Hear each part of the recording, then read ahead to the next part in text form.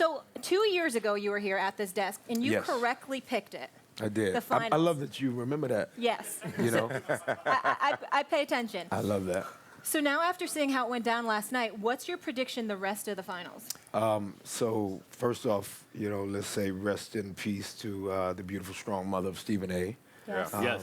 Shout out to him. Yes. An amazing woman from everything I know. Very about. powerful. Amazing. So Yeah, and we God miss bless having his him here. sisters and his family.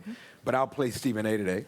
Okay. And he was mad at me, of course. Not mad at me, but he was like, "Come on, oh." When I predicted correctly 2 years ago, and I'm with Max in the sense that you can't get to the point of panic after game one, if anybody's doing that. I mean, obviously we're here in Golden State, and they looked not even as thorough as they're usually looking, and they still were able to win by the margin of victory that they were able to win. But my prediction is that at some point, either LeBron or Kyrie or if not Ty Lue, got in the butt of everybody that comes off the bench at Cleveland and reminded them that they're in the finals because they showed up like they weren't even in the playoffs.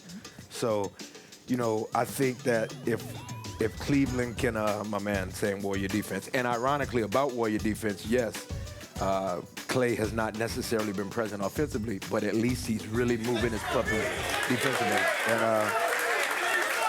And of course, Draymond is always going to fill up the box in terms of defense, in terms of locking people down. So if Tristan can figure it out, then it becomes a series again. Exactly. You got to get on those boards. If Kyle Korver can figure it out, then it's got to be, which has to happen.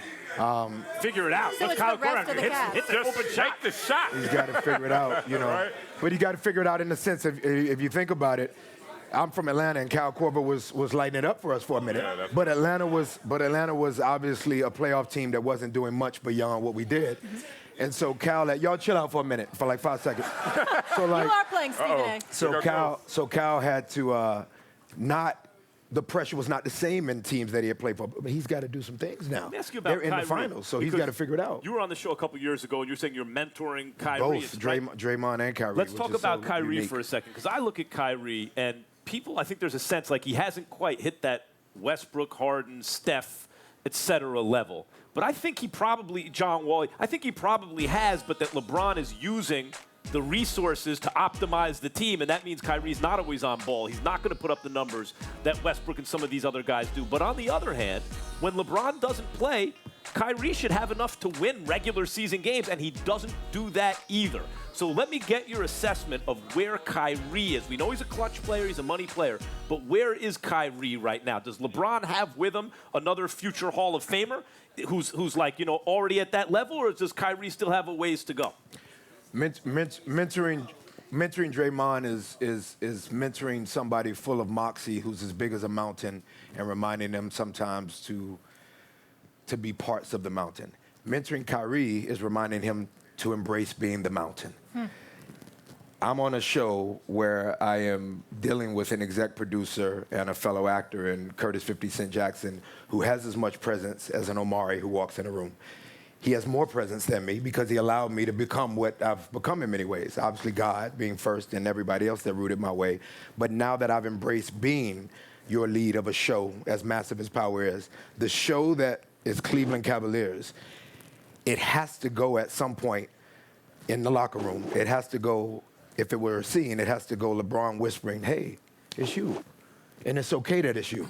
But Kyrie and I, almost in a quid pro quo, are allowing each other to understand what it means to embrace the level of Hall of Fame potential, the moxie that Draymond naturally has, and to take the shots not only at the clutch moments, but to take them anyway. And so I think, yes, he is well on his way. I think he's a future Hall of Fame without any question. But the irony in life is that he is playing with another super heroic player.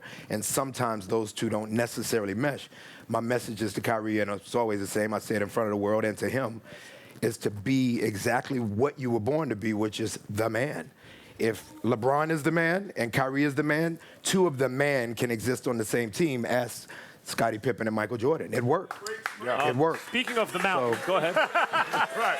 Be the mountain. Hey, yeah, real talk. Yeah. Hey, look, I'm directing this to you, Omari, not Ghost, because I don't want no problems with I love this. that. I love that. Look, it's not a big leap to say that the Warriors going to win in 6 2 years ago when they are just with LeBron, no Kyrie, no Kevin Love. No Kyrie. So, you know, that and even Kevin there. played well last night. The big three were fine. Yeah. It was it was. Yeah, but big Warriors fan, obviously you are. You get Kevin Durant. Now, you're playing Stephen A. right now, Yeah, but Stephen A. said Yes. that was a weak move. So how do you What was feel a weak move? that Kevin Durant came to KD Golden going to State? Golden State, the weakest move that he's ever seen from a superstar. So how would you respond to you being Stephen A. saying that that's the weakest move he's ever seen? So I'm friends not only with Kevin Durant, but I'm very close to his mother as well. And it was ironic because when he was threatening to leave, or the league knew that, and there was murmurs about it, I thought maybe a return home, Wizards. Is what my thought was. Maybe I didn't judge that as much. I always say that LeBron, at the end of the day, and people don't assess this way, but he went to Miami to go to college.